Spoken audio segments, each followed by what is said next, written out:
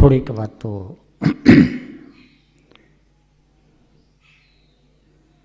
સૂક્ષ્મતાથી સમજીએ.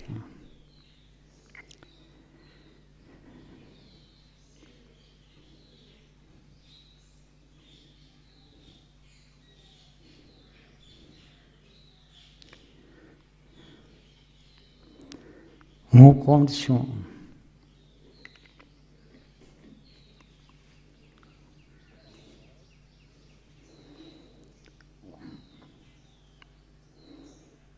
એની પ્રતીતિ આપણને થતી નથી.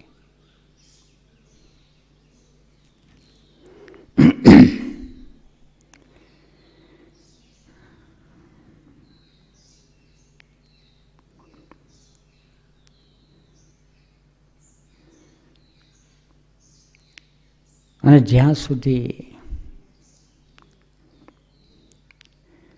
એની જિજ્ઞાસા ન જાગે,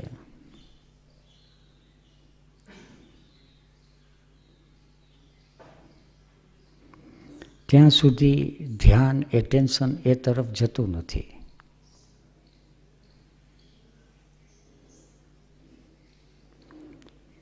અને ધ્યાન ન જાય તો પ્રતીતિ ન થાય, રિયલાઇઝેશન ન થાય, એક્સપિરિયન્સ ન થાય.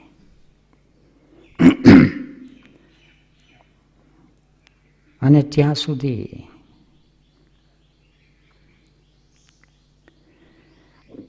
બધી સમસ્યા, બધો ગૂંચવાડો, બધી વ્યાધિ, બધી પીડા એ ભોગવવાની રહી. જે લોકો જાગ્યા છે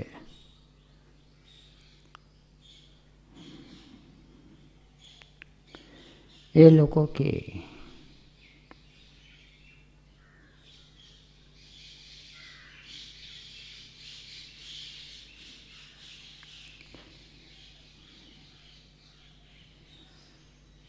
કે આપણું મૂળ સ્વરૂપ છે એ તો સદરૂપ, ચીજરૂપ અને આનંદરૂપ છે. મૂળ સ્વરૂપને કોઈ આત્મા કહે.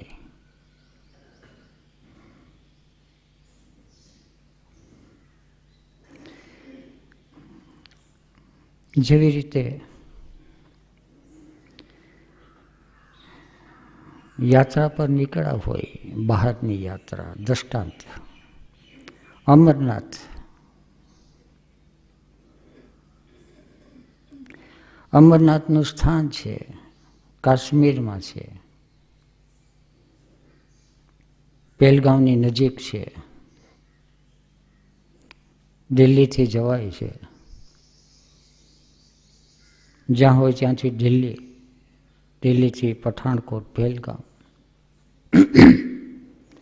પણ અમરનાથની જિજ્ઞાસા જ ન જાગે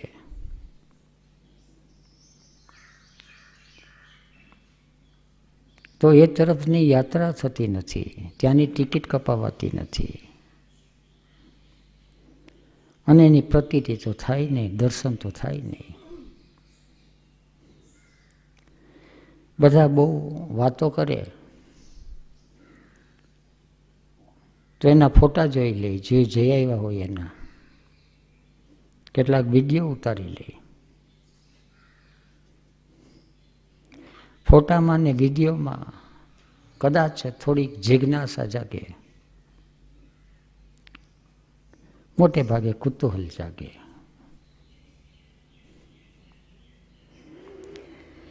એવી રીતે જે લોકોએ પ્રતીતિ કરી છે આત્મસત્તાની, સ્વબોધ,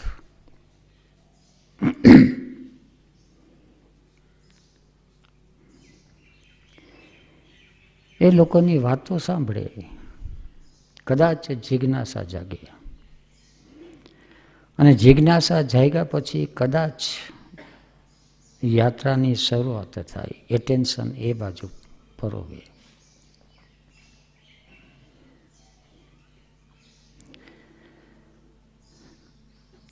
આત્મસત્તા પોતાના મૂળ સ્થાનમાં, સ્વસ્થાનમાં એને સ્વસ્થ કહે. એને ઓળખે, રિયલાઇઝ કરે, તેને સ્વબોધ, સ્વરૂપ બોધ કહે.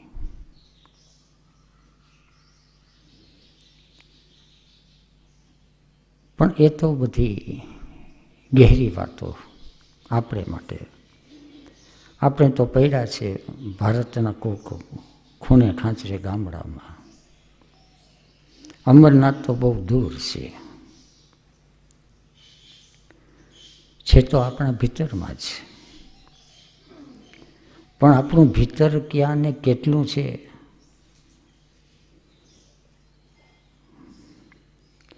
એ તરફ પણ દ્રષ્ટિ જતી નથી. અને જ્યાં સુધી ભીતર દ્રષ્ટિ નથી જતી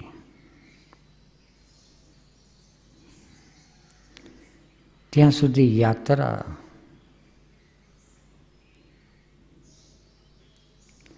એ નકલી યાત્રા છે, એક યાત્રાનો આભાસ છે. દ્રષ્ટિ બહાર જાય છે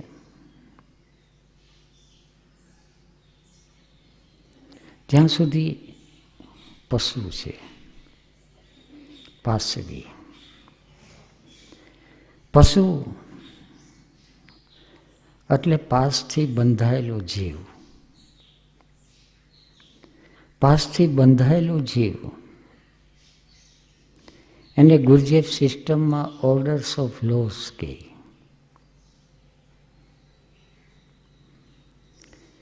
ઓર્ડર્સ ઓફ લોસ એ પરિભાષા છે ત્યાંની.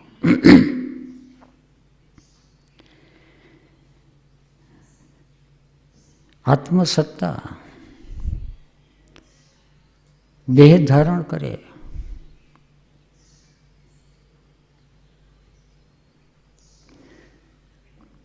એટલે કેદખાનામાં તો પુરાઈ ગયો. કેદખાનાની સાથે સંબંધ છે એ બે પ્રકારનો હોય. એક સંબંધ છે જેલરનો અને એક છે કેદીનો.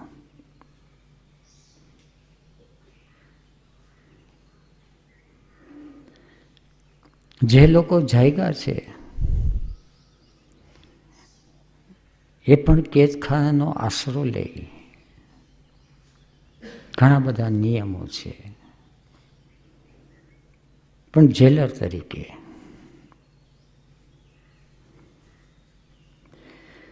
જે લોકો બેહોશ છે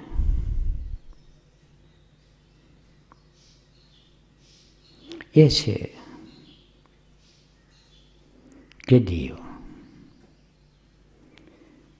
કેટલા પ્રકારના કેદીઓ છે અને દરેક કેદી છે એ કેટલા બંધનમાં છે. એ પ્રકૃતિના નિયમનો કેટલો ભંગ કર્યો છે એ પ્રમાણે પ્રકૃતિ છે એને પાસ આપે છે, બંધન આપે છે.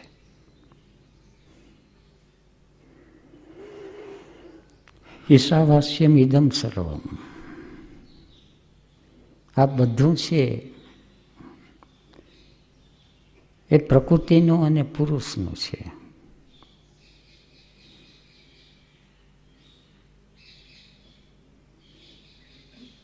દેહ આપ્યો છે પ્રકૃતિએ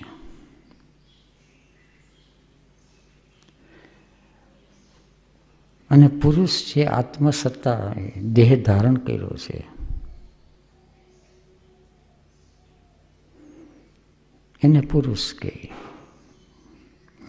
પ્રકૃતિની સાથે સંબંધ બાંધે પછી એ પુરુષ કહેવાય. જેવી રીતે એક છોકરો છે એ છોકરી સાથે હસ્તમેળાપ કરે ત્યારે એને વરરાજા કહેવાય, ધણી કહે. ત્યાં સુધી એ છોકરો છે. આત્મસત્તા છે, આત્મસત્તા છે, સ્વતંત્ર મુક્ત. પ્રકૃતિની સાથે હસ્તમેળાપ કરે છે. ચિત્ત ચૈતન્ય વિલાસ તદરૂપ છે. બ્રહ્મ લટકા કરે બ્રહ્મ પાસે.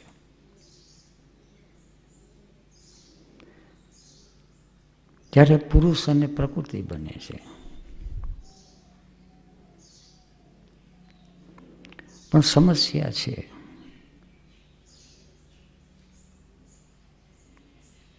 ક્લેશની. અવિદ્યા, અસ્મિતા, રાગ, દ્વેષ, અભિનિવેશ. Identification is the original sin. ભૂલી ગયો, વિસ્મરણ થઈ ગયું. અને ભૂલતો ગયો ધીરે ધીરે ધીરે.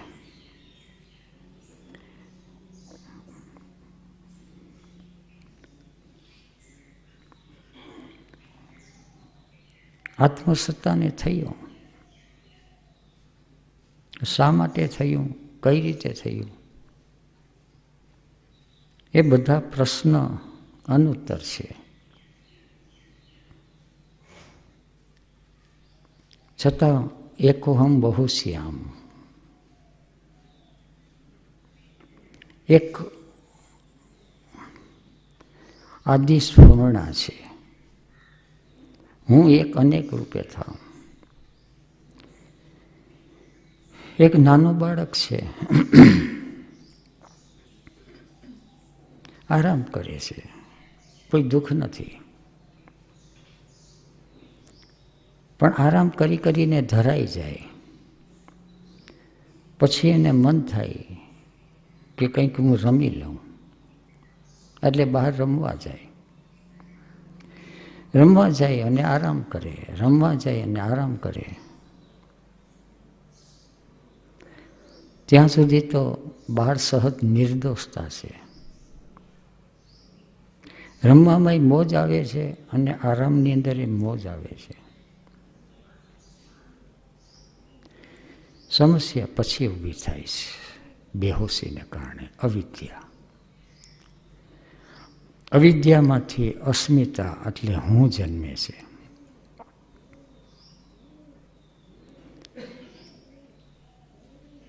બાળક સેજ મોટું થાય છે. બાળકની અંદર હું નથી જન્મતો ત્યાં સુધી બાળ સહજ નિર્દોષતા છે. ત્યાં સુધી ઇન્દ્રિયનો વ્યવહાર ચાલે છે. એક બાળક ખાતું હોય અને બીજાને ખાવાના ન મળ્યું હોય તો જૂટવી લે.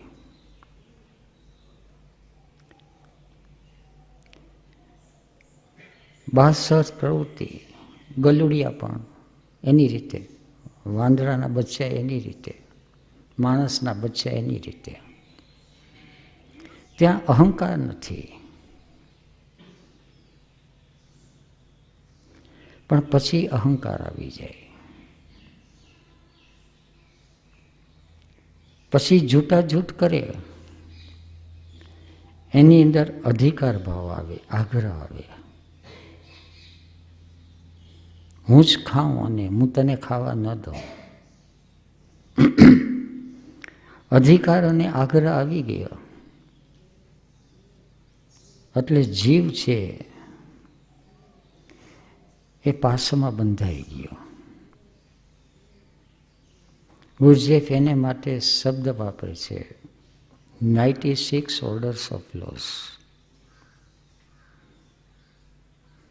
ગુરજેફની પરિભાષા છે, કદાચ દરેકને સમજાય ન સમજાય.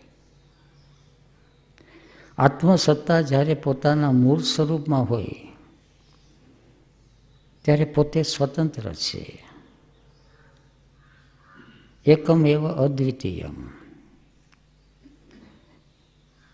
એને કોઈ લો નથી, છતાં એક લો છે, એ સ્વતંત્ર રહેવાનો નિયમ વ્યક્ત થયો છે. વ્યક્ત અને અવ્યક્ત. આપણે ત્યાં એને સગુણ બ્રહ્મ કહે. એબ્સોલ્યુટ. બ્રહ્મ લટકા કરે બ્રહ્મ પાસે. હવે ગુણનો આધાર લે, સત્વગુણ, રજોગુણ અને તમોગુણ. ગુણનો આધાર લે, આપણે ત્યાં એને આનંદમય કોષ કે સચ્ચિદાનંદ.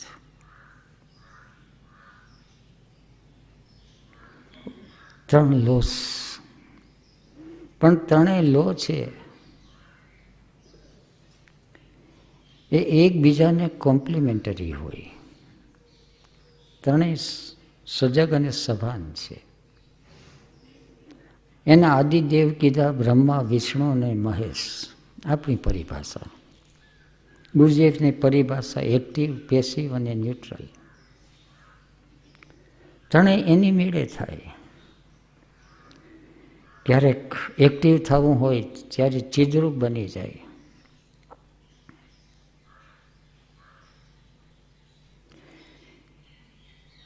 પેસિવ થવું હોય ત્યારે સદરૂપ બની જાય, ન્યુટ્રલ થવું હોય ત્યારે આનંદરૂપ બની જાય.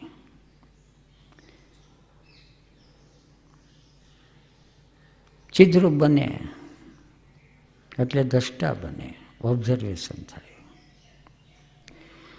દ્રષ્ટા શાંત થઈ જાય, કંઈ જોવાનું નથી, તો આનંદરૂપમાં હોય, સદરૂપમાં હોય.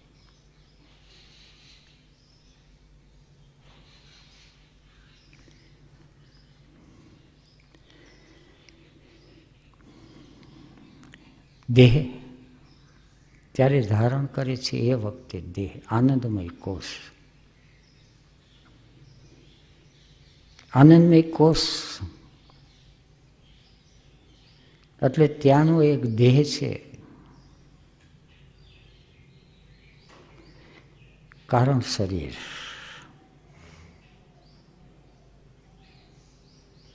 આપણે ત્યાં કહીએ એટલે ત્રણ નિયમ છે એ પુરુષના છે, સચ્ચિદ આનંદ. અને ત્રણ નિયમ છે કોષના એટલે પ્રકૃતિના. એ હવે ચિત્તીની અંદર પ્રવેશ કર્યો છે, ચિત્તીના યુનિવર્સલ ડિવાઇન માઇન્ડ.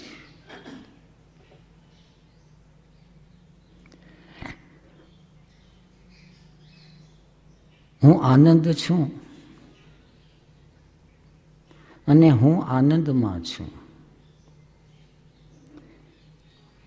હું આનંદમાં છું એવી પ્રતીતિ થાય ત્યારે આનંદમય કોષની પ્રતીતિ છે, અને હું આનંદ છું. પણ આપણે માટે જરા દૂર દૂરની વાતો થઈ. અત્યારે તો બુદ્ધિની અંદર એનો એક નકશો થાય. અમરનાથ કઈ રીતે જવું, તો ઘણીવાર એવું બને છે કે થોડાક અમરનાથના વર્ણન વાંચાય કે ત્યાં ઠંડી પડે ને બરફ દેખાય, અને ત્યાં બરફનું લિંગ થાય. અને બનવા જોગ છે કે પહેલગામની અંદર હોય અને બરફ છે લિંગાકાર થઈ ગયો હોય તો અઠે દ્વારકા પહોંચી ગયા. એટલે જે લોકો જાગ્યા છે એ એની રીતે નકશાઓ આપી જાય કે જીવ છે એ ભૂલાવામાં ન પડે. જીવની સ્વતંત્રતા છે. આંટો મારવા નીકળે, દિલ્હીથી અમરનાથ જવા નીકળે અને રસ્તામાં આગળ આવે ને થાય કે જરાક તાજમહલ જોઈ આવીએ, તો તાજમહલ જઈને પછી એમ થાય કે શાહજહાં અને મુમતાઝ કેવા હશે, તો અટકી પડે તાજમહલની કબરમાં. તો એ જીવની સ્વતંત્રતા છે. પછી યાદ આવે કે જવાનું હતું અમરનાથ અને ચડી ગયા મુમતાઝની કબરમાં. મોટે ભાગે સંસારી જીવ છે મુમતાઝની કબરમાં ફસાયેલા જીવ છે. દરેકને પોતપોતાની મુમતાઝ હોય ને પોતપોતાનું શાહજહાં હોય. અહમ બ્રહ્માસ્મિ, જહાંનો શહેનશાહ, પણ એક છે શાહજહાં વાસ્તવિક સ્વરૂપમાં. એ તો આનંદમય કોષની બહાર નીકળી જાય એ પછીની સ્થિતિ. સંસારી જીવ આપણે ક્યાં છે એનો અહેસાસ થતો જાય.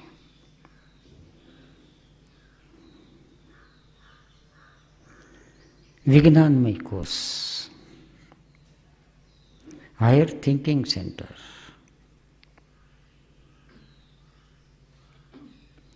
આનંદમય કોષ અને વિજ્ઞાનમય કોષ, એને ડિફરન્શિએટ કરવું બહુ મુશ્કેલ પડે. ગુરુજીએફ એને માટે શબ્દ વાપરે, mental body, higher thinking centre.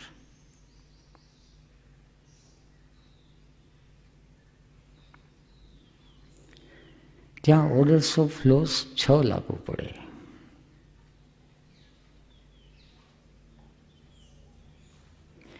એ પછી નીચે ઉતરે છે,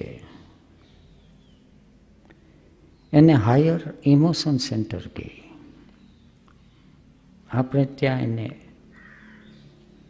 મનોમય કોષ અથવા ભાવમય શરીર, એસ્ટ્રલ બોડી. ત્યાં ઓર્ડર્સ ઓફ લોસ 24 લાગુ પડે. બંધન તો છે, પાસ તો છે જ, પણ એ બધા ભાવના. ગુરુ શિષ્ય વચ્ચે એક ભાવ છે, પ્રિયતમ અને પ્રિયતમા વચ્ચે એક ભાવ છે, પ્રકૃતિ અને પુરુષ પ્રત્યે એક ભાવ છે, અહમ ને તું પ્રત્યે કે ત્વમ પ્રત્યે એક ભાવ છે. કોઈની સાથે સખા ભાવ હોય, મિત્ર ભાવ હોય, કોઈની સાથે પિતૃભાવ હોય, માતૃભાવ હોય, જુદા જુદા ભાવથી એ જોડાયેલું હોય. અને ભાવની અંદર જ્યાં ચેતના રહે છે,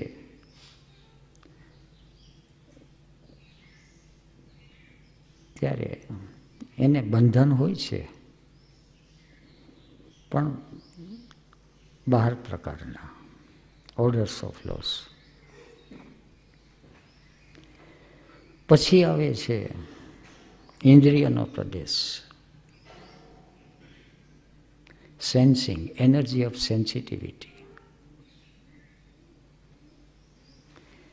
ત્યાં કવિઓ હોય, કલાકારો હોય, ચિત્રકારો હોય, સાહિત્યકારો હોય,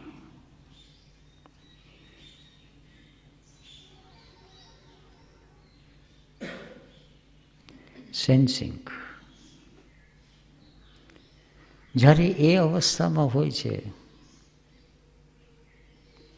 ત્યારે એ લોકો એને મોજ મસ્તી સુખ એવા નામ આપે. સંગીત વાગતું હોય અને સંગીતની ધૂનની અંદર ડૂબી જાય અને મોજ આવી જાય. પણ ત્યાં એને ઓર્ડર્સ ઓફ લોસ લાગુ પડે છે, તે 24 પ્રકારના વધારે બંધન. સંગીતકાર સંગીત વગાડતો હોય, સેજ સુર આડોવડો થાય, પીડામાં આવી જાય. હવે એનો આનંદ છે, એનું અવેરનેસ છે, એને કોન્શિયસનેસ છે, એને 24 ફ્રેગમેન્ટની અંદર ધ્યાન રાખવાનું રહે.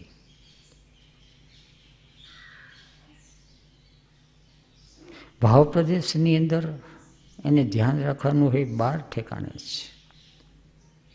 જ્ઞાનના પ્રદેશની અંદર 6 ઠેકાણે છે. અને જેમ જેમ ક્ષેત્ર છે, અવિદ્યાનું ક્ષેત્ર વિસ્તરતું જાય, એમ એના ખંડ વધતા જાય, ભેદ વધતા જાય. ભેદ કે એને ગુરુજીએફ સિસ્ટમમાં ફ્રેગમેન્ટ કે ટુકડા ટુકડા ટુકડા થતા જાય. હવે અંદરની આત્મસત્તા છે અને અંદરની ચિત્તિ છે, યુનિવર્સલ માઇન્ડ. એ યુનિવર્સલ ડિવાઇન માઇન્ડ, એ ડિવિનિટી એ ઓછી થતી જાય.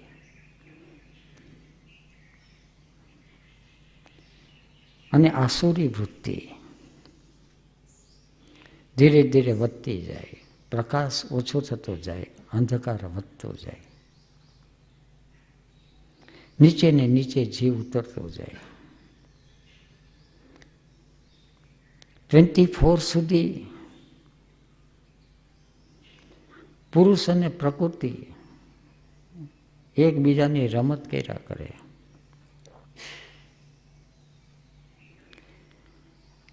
24 પછી ઓર્ડર્સ ઓફ 48 દેહ ધારણ કરી લીધો. 24 છે એને આપણે ત્યાં પ્રાણમય કોષ કહીએ અને દેહ ધારણ કરી લીધો એને અન્નમય કોષ કહીએ. અત્યારે આપણે દેહ ધારણ કરી લીધો છે. 48 orders of laws ઓલરેડી કેદખાનામાં આવી પડ્યા. અને કેદખાનામાં આવી પડ્યા એટલું જ નહીં, પણ 3 પ્રકારના બંધન થઈ ગયા: ઇન્દ્રિયોના, ભાવના અને જ્ઞાનના. સેન્સિંગ એટલે ઇન્દ્રિયોનો પ્રદેશ, સંવેદનાઓ. ફિલિંગ એટલે ભાવનો પ્રદેશ. નોઈંગ એટલે જ્ઞાનનો પ્રદેશ. જ્ઞાનના પ્રદેશની અંદર વિવેક હોય, પ્રજ્ઞા હોય, કંઈક અંશે બુદ્ધિ હોય, જાગૃત બુદ્ધિ. અને મન છે એ અમનની દશા. વિચારો શાંત અને શૂન્ય, નિર્વિચાર.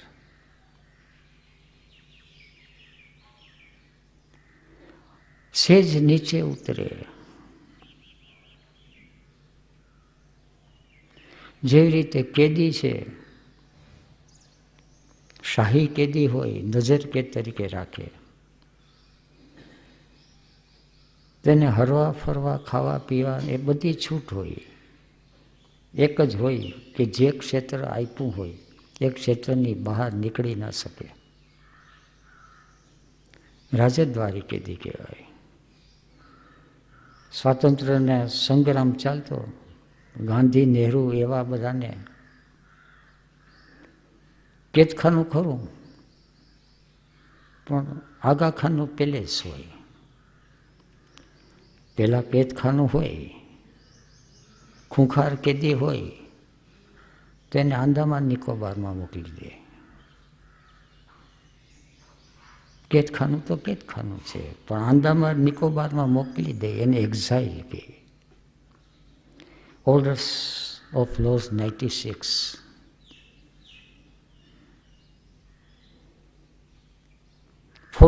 સુધી છે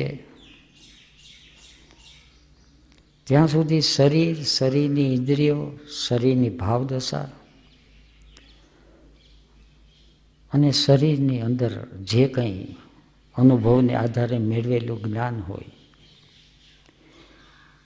એ બધા એવોલ્યુશનને સહયોગી થાય, કોમ્પ્લિમેન્ટરી ટુ ધ એસેન્સ.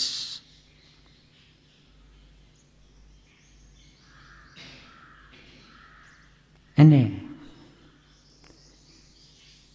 અત્યારની પરિભાષામાં સંન્યાસ કહે. એને નક્કી કરી લીધું કે અમરનાથની યાત્રાએ જવું જ છે, નક્કી કરી લીધું. અને નક્કી ન કર્યું હોય તો 96 orders of laws contradictory to the essence, contradictory to the evolution. હવે એને ઉપર ચડવું નથી, એને નીચે પડવું છે, નીચે ઉતરવું છે. અને હવે એને એ પણ ભાન નથી રહ્યું કે યાત્રા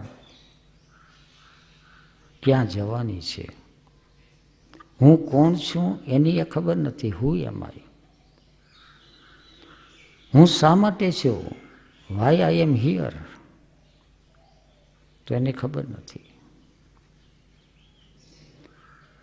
હું ક્યાં છું, વેર આઈ એમ, તો એને ખબર નથી.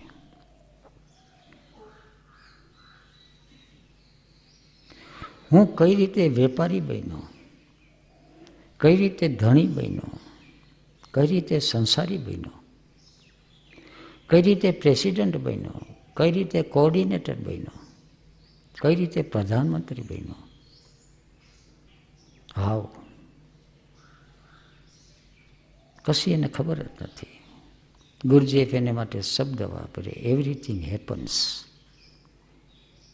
બધું થયા કરે છે, અને જે જે કંઈ થાય છે એની સાથે આત્મસત્તા છે આઈડેન્ટિફાઈ થઈ, અને એને એમ લાગે છે કે આ બધું મારી શક્તિ અને મારી સત્તાથી થયું. હું કરું એ જ અજ્ઞાન હતા. મેં છોકરાને મોટા કર્યા, મેં એને લાઈને ચડાવ્યો, મેં એને સંન્યાસ દીક્ષા લેવામાં મદદ કરી, અને હું અને મેં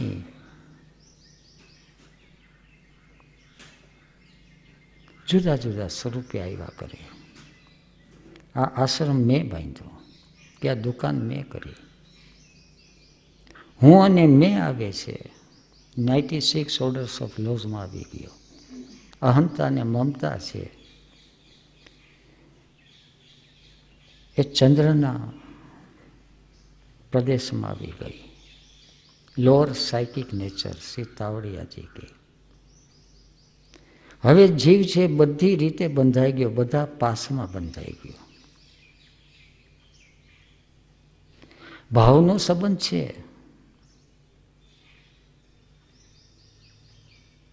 ત્યાં અધિકાર નથી, આગ્રહ નથી.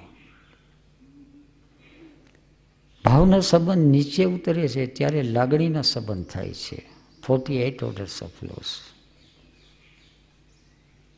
બાપ દીકરાની લાગણી, મા દીકરાની લાગણી, ભાઈ બહેનની લાગણી, લાગણીના સંબંધો થાય. પતિ પત્નીની લાગણી. પણ લાગણીના સંબંધોની અંદર ભાવ વિકસે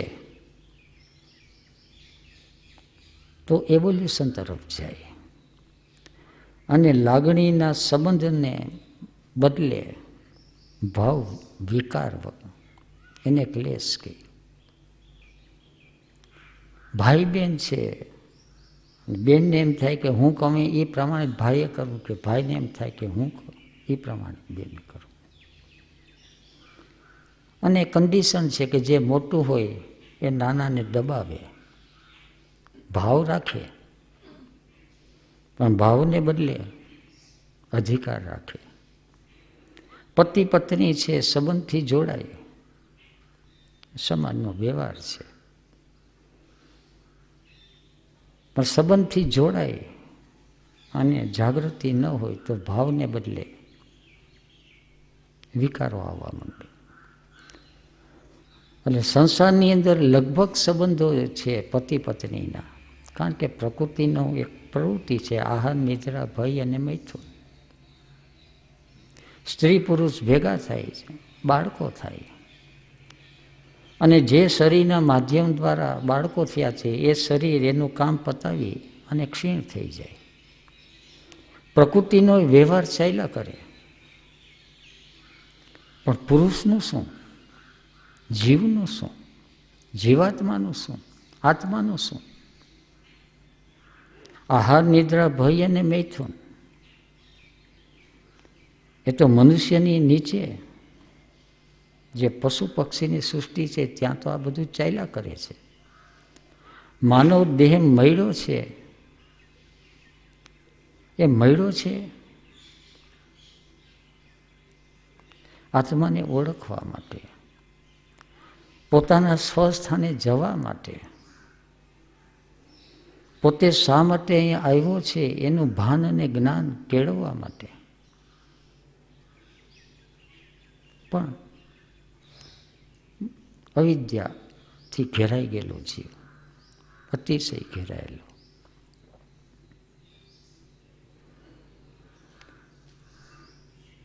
લગ્ન કર્યા અને અધિકાર ભાવ આવ્યો, અસ્મિતા આવી, રાગ દ્વેષ આવ્યા, મારું તારું આવ્યું. 96 ઓર્ડર્સ ઓફ લોસ. હવે જીવ છે સંસારની અંદર ફસાઈ ગયો અને એટલો બધો બુરી તરીકે ફસાઈ ગયેલો છે કે એને સૂઝતું જ નથી. એને એનો અહંકાર, એનો કન્ડિશન માઇન્ડ, કન્ડિશન્ડ બુદ્ધિ, મિકેનિકલ હેબિટ અને એક એક ક્ષેત્રની અંદર એ અવિદ્યાથી ઘેરાયેલો છે. શરીરની અંદર 5 સેન્ટર છે જેને શરીર ધારણ કર્યું છે, પણ 5 સેન્ટર છે બહાર તો એના ઓર્ગન્સ છે. થિંકિંગ, ઇમોશન, ઇન્સ્ટિંક્ટ, મૂવિંગ અને સેક્સ સેન્ટર્સ છે એ બધા ચિત્તના પ્રદેશમાં છે, ભીતર છે. બહાર છે એ તો અંગ છે, એની ઉર્જા છે એ તો અંદર છે. હાથ તો બધાને આપ્યા છે, 5 આંગળીઓ બધાને આપી છે. વાંદરાને હાથ આપ્યા છે, પણ વાંદરો પેઇન્ટિંગ નહીં કરી શકે, ટાઈપરાઇટિંગ ન કરી શકે. સર્કસની અંદર થોડાક ચમત્કારી ખેલ બતાવે એ તો સર્કસમાં, પણ ચિત્રકલા છે અંદરથી જન્મે છે. મૂવિંગ સેન્ટરને કેટલું ડેવલપ કર્યું છે, કેટલો અભ્યાસ કર્યો છે. સંગીત છે એ કંઠથી બોલે, હાથથી વગાડે, તંતુવાદ્ય કે કંઠ્ય સંગીત. ધૂન અને સૂર છે એનું જ્ઞાન છે એ તો ભીતર છે. એ જ્યાં છે એને ઇન્સ્ટિંક્ટ સેન્ટર કહીએ, પ્રાણમય કોષ. Moving center, instinct center. Sex center છે, સેક્સની એનર્જી છે ભીતરમાં છે, જીવની અંદર. બહાર તો છે એના અવયવો છે, સેક્સ ઓર્ગન. સ્ત્રીને સ્ત્રીની રીતે સ્ત્રી શરીર હોય, પુરુષ શરીર હોય તો પુરુષ રીતે. એને આધારે ઓળખાય છે કે મેલ છે કે ફિમેલ છે, નર છે કે નારી છે. આ તો શરીર છે. સંસારી જીવને એ પણ ખબર નથી કે સેન્સ અને સેન્સ ઓર્ગન 2 વસ્તુ જુદા છે. બહાર શરીરે શરીર મળે, પતિ પત્નીનું મળે, ભાઈ બહેનનું મળે, બાપ દીકરાનું મળે, બાપ દીકરીનું મળે, પણ અંદર ભાવ કયો છે, લાગણી ક્યાં છે? ઇમોશન સેન્ટર છે ચિત્તના પ્રદેશમાં છે. બહાર છે એ તો હૃદય ધડકે છે, જે છે એ ડૉક્ટરનો વિષય, કાર્ડિયોલોજિસ્ટનો વિષય. ત્યાં બીપી હાઈ થાય, બીપી લો થાય, હાર્ટ એટેક આવે, પણ જે દિલનો હુમલો આવે એ હાર્ટ એટેક નથી, એના કરતાં વધારે ગહેરો છે. હૃદય અને દિલ. દિલ ઉર્દુ શબ્દ છે, આપણે ત્યાંને રુદ્ર દેશ કહેતા. Emotion centre. અને બ્રેઇન છે, મગજ છે. પણ મગજ છે, મગજ તો બધાને છે, ખોપરી તો બધામાં છે. પણ કયા મગજની અંદર તર્ક વધારે છે, કેની અંદર બુદ્ધિ વધારે છે, કેની અંદર વિવેક વધારે છે, કેની અંદર પ્રજ્ઞા વધારે છે?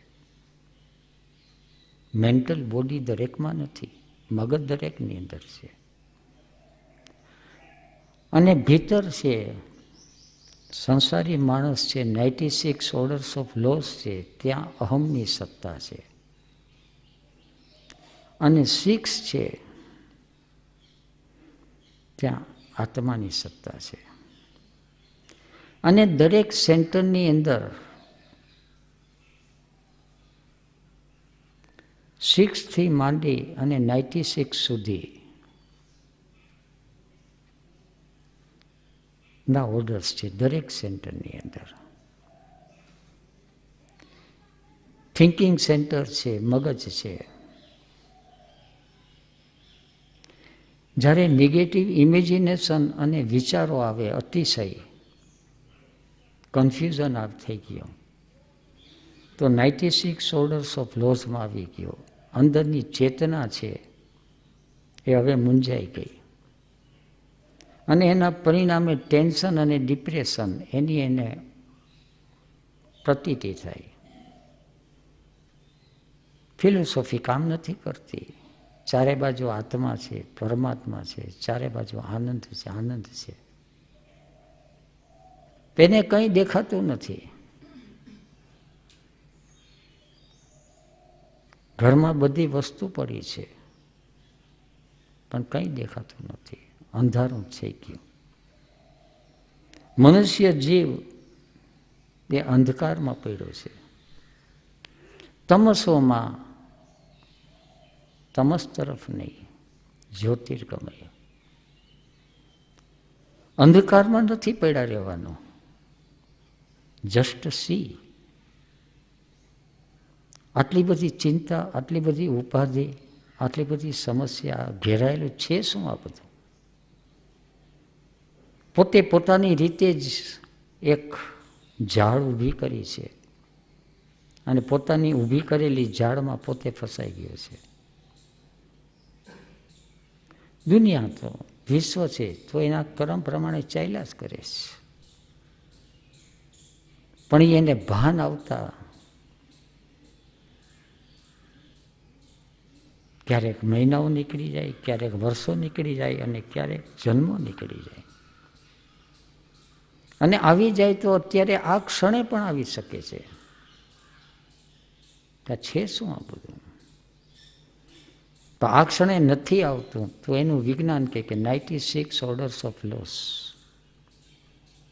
અને બુદ્ધા ફિલ્ડની અંદર આવ્યા છે, અહીંયા આવ્યા છે તો મોટે ભાગે વધુમાં વધુ 48 ઓર્ડર્સ. સંસારના બધા પાસ છે, અડધા તો થઈ ગયા. છોકરા છે એને ઠેકાણે છે, ધંધો એને ઠેકાણે છે, લાગણીના સંબંધો છે એને ઠેકાણે છે. અત્યારે હિયર એન્ડ નાવ શું છે? જેવું પ્રેઝન્ટ મોમેન્ટમાં આવી જાય છે ત્યારે અડધા બંધનો આપોઆપ ઓછા થઈ જાય, બોજો અડધો થઈ જાય. એટલે ઘણા જીવ છે એને થાય કે આશ્રમમાં આવીએ છીએ ત્યારે હળવાશ લાગે છે. પણ આ જે હળવાશ છે એ તો હજી અડધી થઈ. એટલો બધો બોજો હતો. વૃતય પંચતય ક્લિષ્ટા અક્લિષ્ટા. ચાલ્યા જતા હોય અને સામાન વધારે હોય અને કેળ વાંકી મરી ગઈ હોય અને કોક આવીને કહે કે લાવો હું તમને થોડુંક ઉપાડું. અડધું વજન ઓછું થઈ જાય તો કેળ છે થોડીક ટટાર થાય. એને 48 ઓર્ડર્સ ઓફ લોસ. ગુરુ આવીને અડધું વજન ઉપાડી લે કે કાંઈ વાંધો નહીં, આટલું બધું શું છે, જે ચિંતા છે મને સોંપી દો, જે ઉપાધિ છે મને સોંપી દો. સોંપે નહીં અને ગુરુ લે પણ નહીં. પણ એને ખબર છે કે ચિંતા અને ઉપાધિ છે બધી ભ્રામક છે, જસ્ટ એન ઇલ્યુઝન. અને ભ્રમણાને તોડવી condition mind, identification with condition mind, identification with attachment, વસ્તુ સાથે, વ્યક્તિ સાથે, એને તો સંસાર કહે.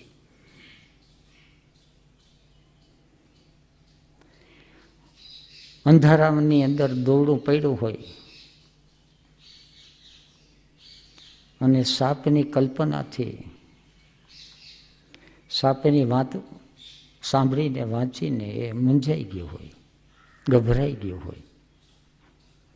અને કલ્પના જ્યારે આવે છે ત્યારે તો સાપ સાદો નથી હોતો, કાળો તો ફણીધર જ હોય. અને સાપ એને રસ્તે હાલ્યો જતો હોય એવું એને સમજાય જ નહીં. એ તો આવીને સીધું મને જ બટકું ભરવાનો છે.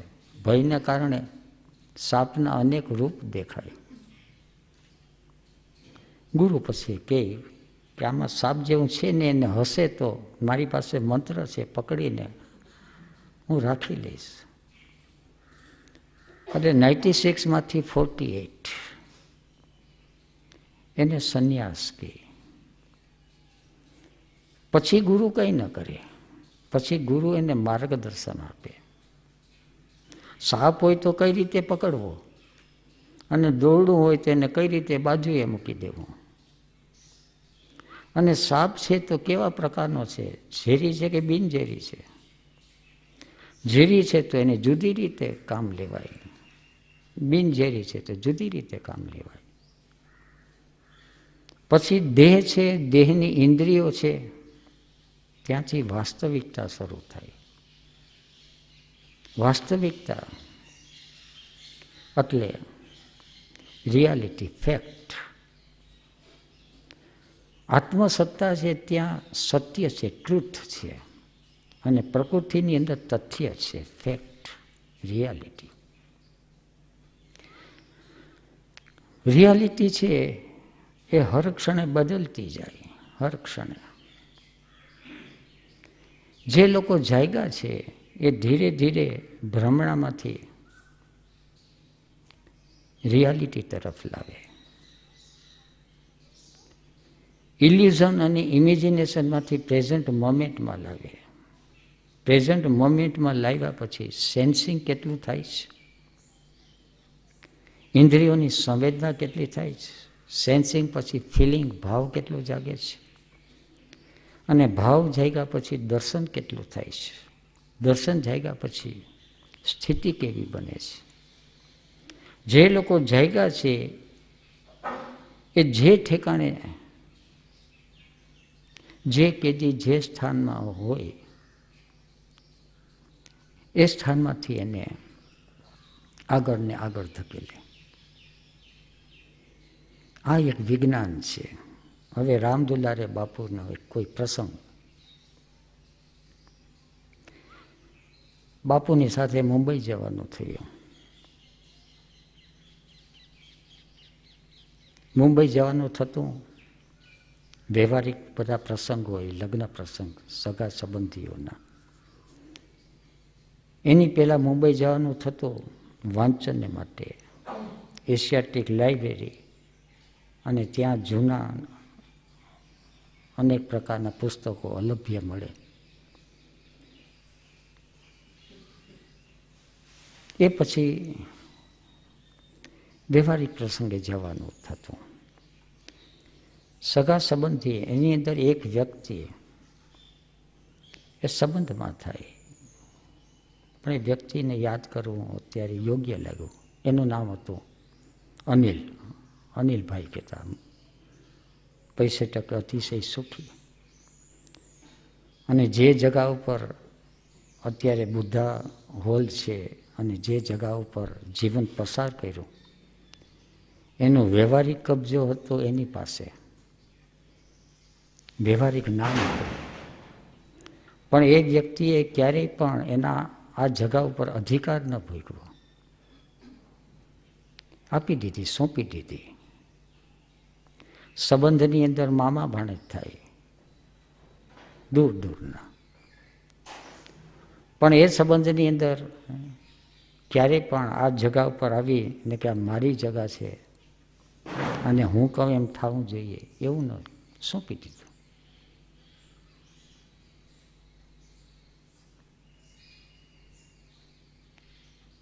અને અમારા બંને વચ્ચે લાગણીના સંબંધ મામા ભાણેજ હતા, પણ ભાવના સંબંધની અંદર એક મિત્ર ભાવ.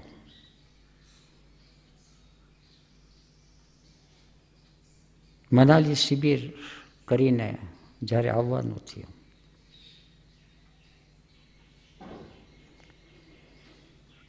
ત્યારે બીજે દિવસે ભગવાન શ્રીનો મોટો ફોટો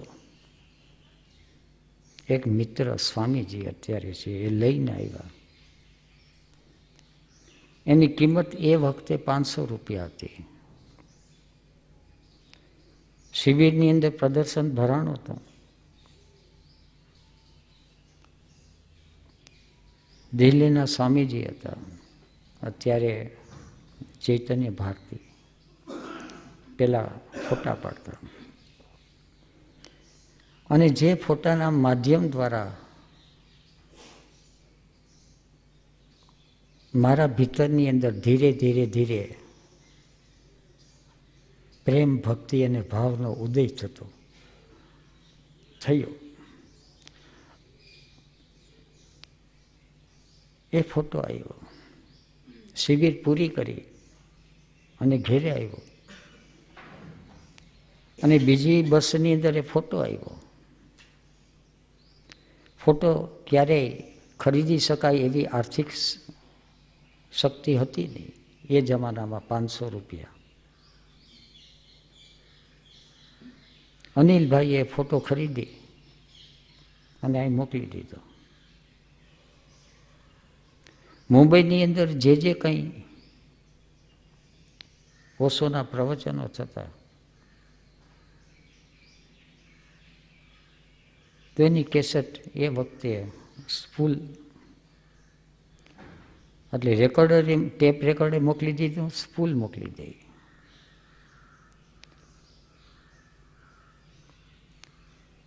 સંભોગ છે સમાધિ કી ઓરની સિરીઝ શરૂ થઈ ભારતીય વિદ્યા ભવનમાં.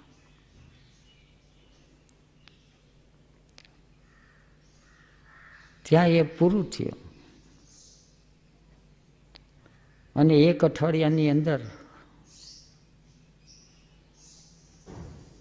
તો એની કેસેટો, એની સ્પૂલ એ માધવપુરમાં આવી ગયા. આ બધાની પછાડે નિમિત્ત હતા અનિલભાઈ.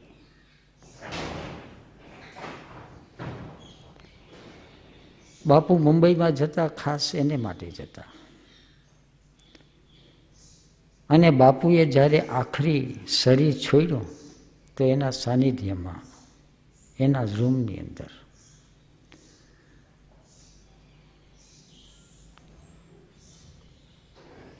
બાપુએ એને કીધું કે ચાલો હવે.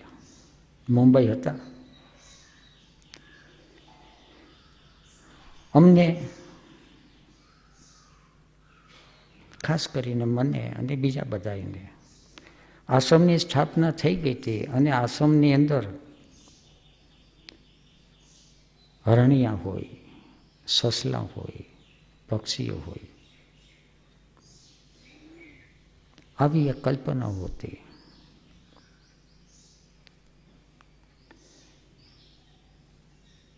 બાપુને થોડીક વાતે કરીને બાપુને ખ્યાલ હતો, પણ કલ્પનાઓ અને કલ્પનાઓને સાકાર કઈ રીતે કરવી એની જવાબદારીનું ભાન નહોતું. કલ્પના કરવી તો સહેલી છે. ઘણી વાર ગાય ને, ઝીલમિલ સિતારો કા આંગન હોગા, રીમઝીમ બરસતા સાવન હોગા. પણ કઈ રીતે થાય છે? નાનું છોકરું છે એને તો ડિમાન્ડ જ થાય કે મારે આવું રમકડું જોઈએ છે અને આવું જોઈએ છે. પણ એની જરૂરિયાત પૂરી કરવા માટે માતા પિતાને કેટલી તકલીફ પડે છે એ છોકરાને ભાન ન હોય. બાપુને તો વાત કરી. બાપુ મુંબઈ ગયા અને આ બધી વસ્તુ મળે ક્રાફર્ડ માર્કેટમાં. અને ક્રાફર્ડ માર્કેટમાં તો બધું મળે. મોટી માર્કેટ છે મુંબઈમાં. થોડા લવ બર્ડ થોડાક લીધા. બીજા કયા પક્ષી છે તો સ્મૃતિમાં નથી. અમુક કબૂતરો, ધોળા કબૂતર, સસલા,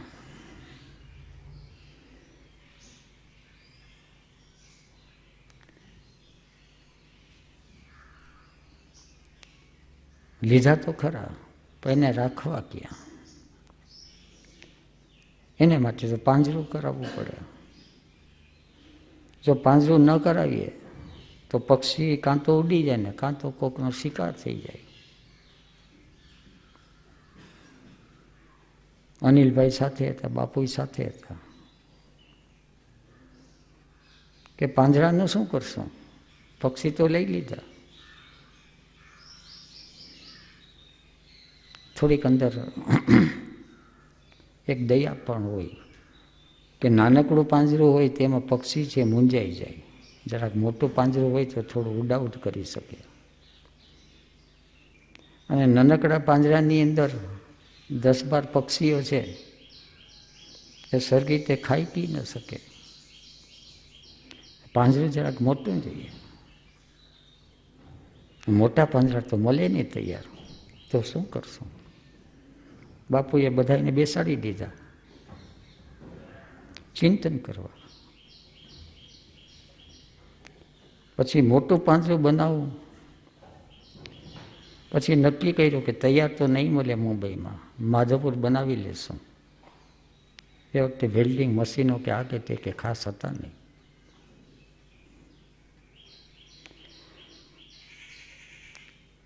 આઈડિયા આવ્યો કે સાયકલની રિંગ હોય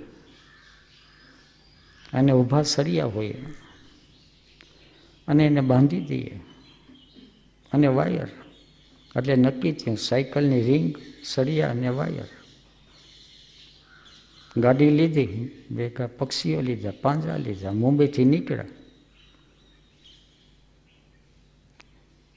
એક ઠેકાણે એક હાઈવે રસ્તા ઉપર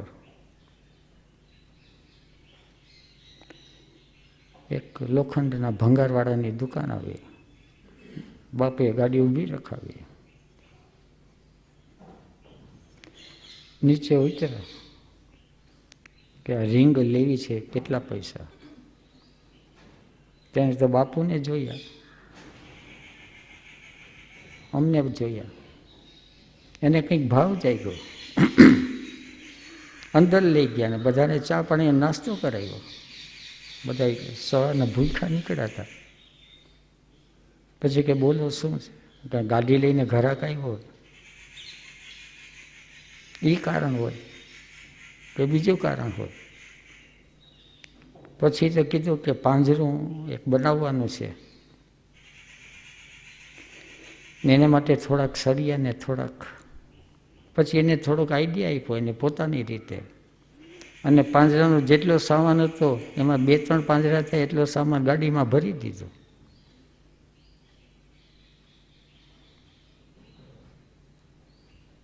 બાપુએ અનિલભાઈને કીધું, મને તો કહે ને ખિસ્સા ખાલી હોય એને તો શું કહે, આનું પૈસા ચૂકી દો. પૈસા ચૂકવવા જાય તો સામેથી કીધું કે અમારા અહોભાગ્ય ક્યાંથી કે આવા સંતો છે, હજી કંઈ બીજું જોતું હોય તો તમે કહો. બાપુ કે ના,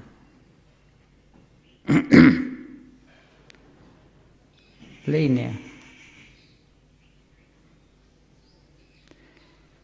માધવપુર આશ્રમની અંદર આવ્યા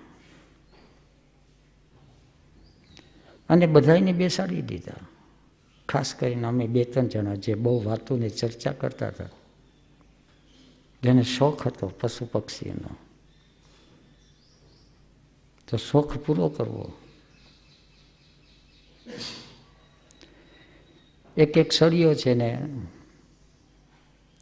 સવારે અમે બેસી જઈએ છીએ, બપોર સુધી તો 2-3 સળિયા છે એને માંડ બાંધી શકીએ. લગભગ અનિલભાઈ અઠવાડિયું અહીં રોકાણ હશે, તો એ પાંજરું પૂરું નહોતું થયું. કારણ કે બાપુ કંઈ ને કંઈ સજેશન આપતા જાય કે આટલું કાણું હોય તેમાંથી સાપ ઘૂસી જાય, એટલે સાપ ઘૂસે નહીં અને પક્ષીઓને હવા અને ખાવાનું બધું સરખી રીતે થાય. એક અઠવાડિયા સુધી એમને કામે લગાડી દીધા.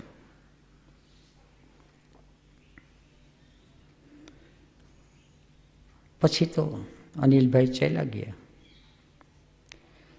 બાપુ એક સંદેશો કીધેલો આશ્રમ બંધાતો તો ઓછો આશ્રમ. ત્યારે જે સંદેશો આવ્યો હતો એ અનિલભાઈ મારફતે આવ્યો હતો. એને કે હીરાભાઈના કાનમાં જઈને કહી આવજો કે આશ્રમ છે એ સંસ્થા ન બની જાય. પાંજરું તો મોટું ને મોટું કરતા જાય છે, પણ પાંજરું ગમે તેટલું મોટું થાય, જેટલું મોટું થાય એટલા કાણા મોટા થાય. પણ એટલી સાવધાની રાખે કે સંસ્થા ન બની જાય. ત્યાં પાંજરું બનતું હતું ને આ બાજુ સંદેશો આવી ગયો. અને એ વખતે અમે બધા આશ્રમના હિસાબ કિતાબની અંદર ગૂંચવાઈ ગયા હતા. 96 ઓર્ડર્સ ઓફ લોસ આશ્રમની અંદર આવ્યા હતા. 12 ઓર્ડર્સ ઓફ લોસ ધ્યાન કરવા આશ્રમની અંદર આવ્યા હતા. નહીં તો સંસાર વ્યવહાર શું ખોટો હતો. આશ્રમની અંદર હિસાબની અંદર ગૂંચવાઈ જ જવાનું હોય તો સંસાર મજાનો હતો. ત્યાં કંઈક પરિણામ તો આવે. અહીં તો માથાનો દુખાવો થાય, કોઈ સમજે જ નહીં હિસાબ કિતાબમાં. કારણ કે કોઈ અવધૂત હોય, કોઈ પરમહંસ હોય, કોઈ બુદ્ધુ હોય, કોઈ ગાંડા હોય ને એની સાથે હિસાબની માથાજી કરવા જાય. સામા બેસે તો કંઈક હિસાબે સમજે. આ બાજુ હિસાબ કરે તો આ બાજુ ફિલોસોફી આપે કે આત્માની હિસાબની શું જરૂર છે.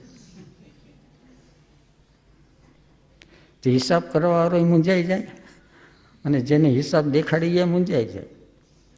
એટલે સમાધાનને બદલે ઉપાધિ આવી પડે. બાપુએ બધાને કામે લગાડી દીધા. 96માંથી 24 તરફ એનો એક નિયમ છે. વધુમાં વધુ 48ને ઓવરકમ કરી શકાય. પાંજરું બનાવ્યા કરે અને પાંજરાની સાથે જ એનું ડિસ્કશન થાય.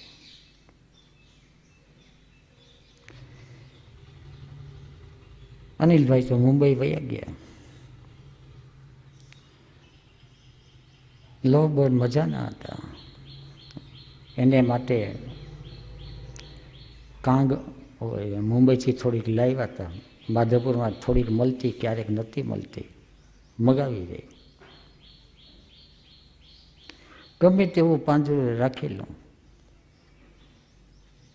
એક દિવસ ક્યાંકથી સાપ ચડી આવ્યો અને કાણામાંથી ઘૂસી ગયો.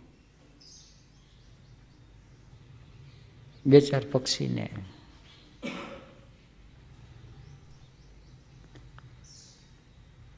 એનો આહાર મારી નાખ્યા તો ન કહેવાય.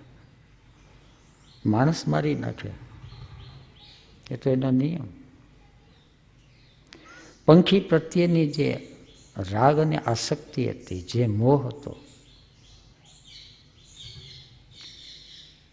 દુઃખ તો થયું પણ જીવનની એક વાસ્તવિકતા છે.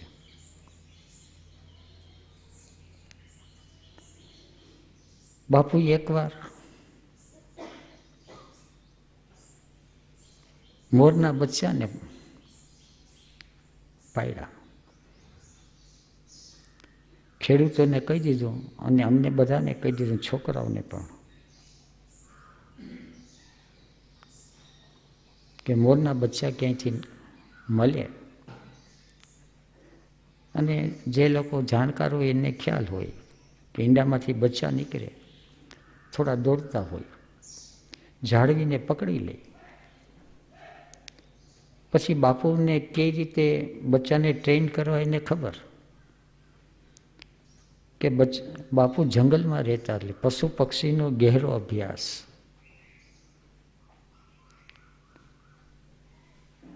અને માણસો કહેતા કે એને કાગડાની ભાષા આવડે છે. એટલે બાપુને પૂછ્યું કે બાપુ તમે કાગડાની ભાષા સમજો છો? પછી એને સમજાયું કે ત્યાંથી કાગડો એક બોલતો હતો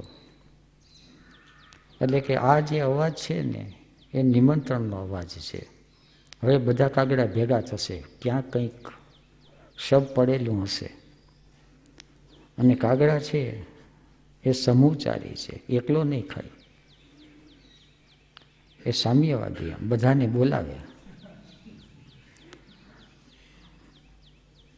એટલે બધાને બોલાવી અને બધા ભેગા થયા. પછી થોડી વાર થાય કે બધી કાગડા બોલે, એટલે કે આ સંકેત છે બધા વિખરાઈ જવાનો. એટલે બધા કાગડા ઉડી જાય. કંઈક એવું જોખમ લાગે તો. કોયલનો અવાજ હોય, કાગડાનો અવાજ હોય. અને માદા કોયલ છે એ પોતાના ઈંડાને ન ઉછેરે.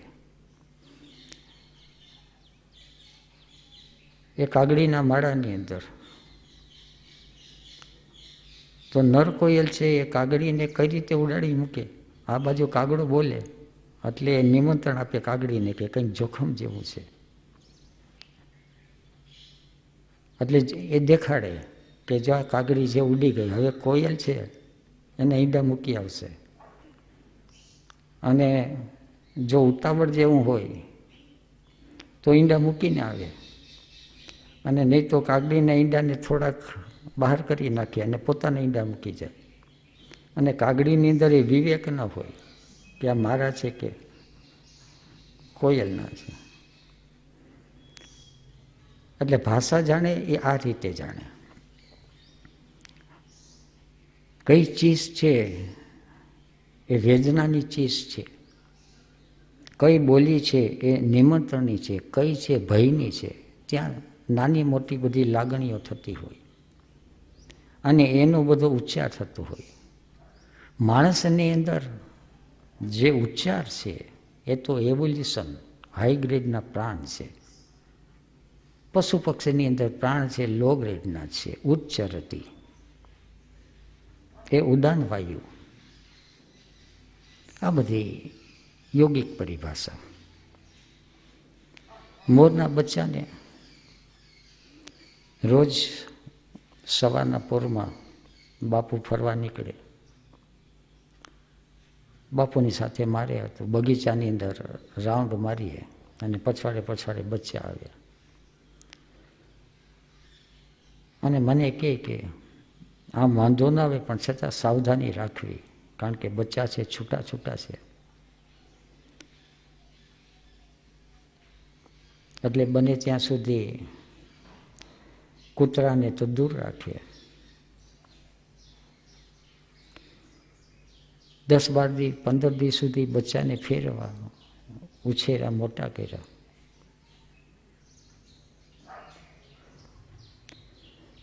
અને એક દિવસ ફેરવા નીકળ્યા. બાપુ ત્યાં હતા એટલે કંઈક થોડીક અસાવધાની હતી કે ગમે તે, ક્યાંકથી બિલાડી આવીને તરાપ મારીને ઉપાડી ગઈ. અતિશય પીડા થઈ. જેની પછવાડે ઉઝેરીને મોટા કર્યા, એની સાથે સંબંધ બાંધ્યો. બાપુ કે સૌનો આહાર છે, પ્રકૃતિનો નિયમ છે, ચાલો આવતે વર્ષે બીજા કરશું.